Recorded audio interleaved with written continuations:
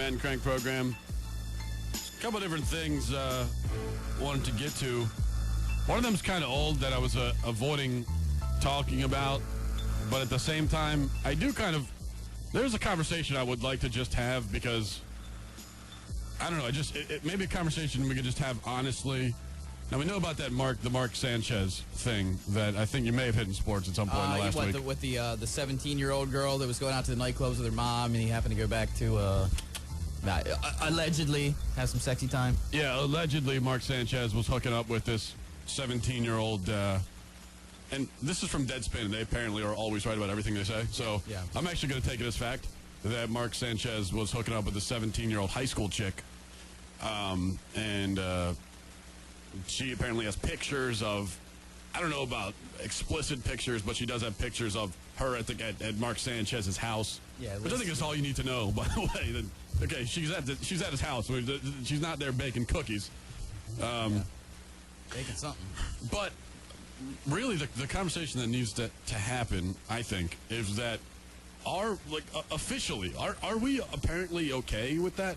Are we okay? Because Mark Sanchez is what, 23, 24 years old? I think he's my age, so he's 24 years old. I think he's 24. So Mark Sanchez is my age, 24 years old. Are we okay? Do we think it's okay for a 24-year-old to hook up with a 17-year-old? Because we've had the conversation with the teachers many times, and we know that there's lots of people that defend them, but leaving them out of it, because even if we were to agree, which I'm not, that it's okay for a 24-year-old to hook up with a 17-year-old, then in the teacher situation, the betrayal's still there because of the responsibility they have, and that they are betraying their responsibility to the kid by having sex with the kid rather than teaching them, or at least they're teaching the kid things that you didn't send the kid to school to learn about. But leaving that out of it, just in general, you just take a normal 24-year-old dude and a normal 17-year-old girl. Is that okay? Because the way it seems is that to most people, that's actually okay. It's not okay with me. It's not okay with me. I think this is a good example to bring up the conversation. But see, I don't even think Mark Sanchez. I'm just taking this argument here, but I don't even think Mark Sanchez necessarily thinks it's okay to have sex with a 17-year-old. The problem for him is he's out this nightclub where this girl is with her mom. So Mark Sanchez is assuming, because he's assuming that the nightclub is doing their job, meaning that someone under the age, at least under the age of 18, won't be in there. He doesn't card her. He doesn't ask. He asks some questions. They're doing whatever. Obviously, she's drinking, apparently. So he, hey, I met this chick. So in his mind, I met this chick at an adult nightclub, and I went back, and things happened. Has he come out and said anything about it? As far as I know, he hasn't. He hasn't said much about it, except for he said, the classic, I thought she was at least 18. That's all he said. That was his one-liner. I thought she was at least 18. And then beyond that, he hasn't commented one way or the other. But I do have to think that there is an assumption when you go to these places that these girls are at least older. And so, I don't know. I mean, when you go back to, if you're 24, because, girls can look either younger or older than they are. And, are you supposed to card now? Well, that's one thing. But the point is, I don't think Mark Sanchez would have done, and I am assuming things about Mark Sanchez, but I am assuming that Mark Sanchez wouldn't have done that had he known the full story going into the situation. Okay, but for right now, let's assume that he just had sex with a 17-year-old girl. That's all he just did. He just had sex with her, whatever. Got it. But the question is, just that as an example, but that's not really what the conversation's about, because this sort of story happens a lot. So the question is, are we okay with that? Are we apparently okay with that? Is that okay? Now, I am not okay with that. I think that's incredibly obvious from everything that I've said on the air over the last 4 years. But if there is an argument to be made in favor of it, I'd like to hear it, because it does appear from what we've heard from listeners and what we read online and the comments we see under these types of stories, most people seem to be okay with it. Most people seem to think that 24, 17 ain't that bad. I will say what is that? It's a 7-year difference, okay? A 7-year difference in another context isn't that big a difference. So if you're 40 and she's 33, not as much of a difference. If you're 52 and she's 45, then... Stop doing weird numbers. It's hard to do the math. If she's 63 and a half and you're 50... 4 and a half? 54 and a half, yeah. Boom! So suck that, Mr. Zimmerman. yeah, the further you get up the age ladder, the less the difference makes, in my opinion. But there is, and this is my argument against it, is that there is psychologically a wide gap between 17 and 24, and there's not as much a wide a gap. There's not as wide a gap psychologically between 33 and 40. In fact, there in many cases there really isn't one at all. And I'm going to go back to Mark Sanchez for just a second. But then you're talking about mentally. Is there really that big a gap with Mark Sanchez? Probably not. Girl? Probably not. But so let's keep the specifics of. Let's pretend I never even said Mark Sanchez. Okay, fine. Moving forward. So I'm just saying you're prototypical 24-year-old with your prototypical 17-year-old. Right. Most people seem to be okay with that situation. I would like to hear the reasonings behind it because I don't understand it. And as I said, I mean, it certainly is. Anytime a 24-year-old is going to hook up with a 17-year-old, especially if they're carrying on any kind of relationship, that is a statement of the mentality of the 24-year-old in that he is obviously around that mentally. He's around the 17-year-old level. Because me, yeah. I really can't stand being in the same room. We talked before about teenage girls. Yeah.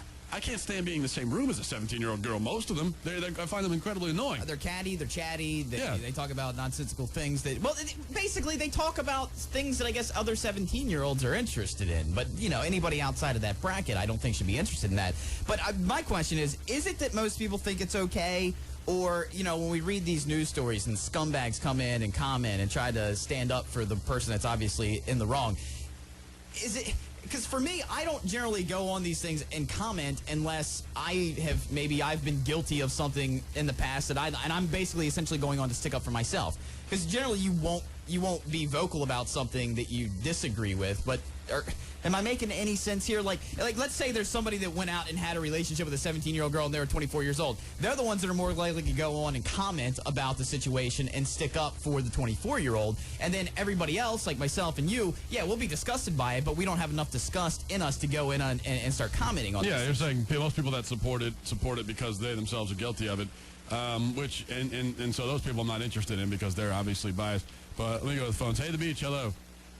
Hey, would you have the same problem with it if it was a 17-year-old boy and a 24-year-old girl? It's not quite as bad.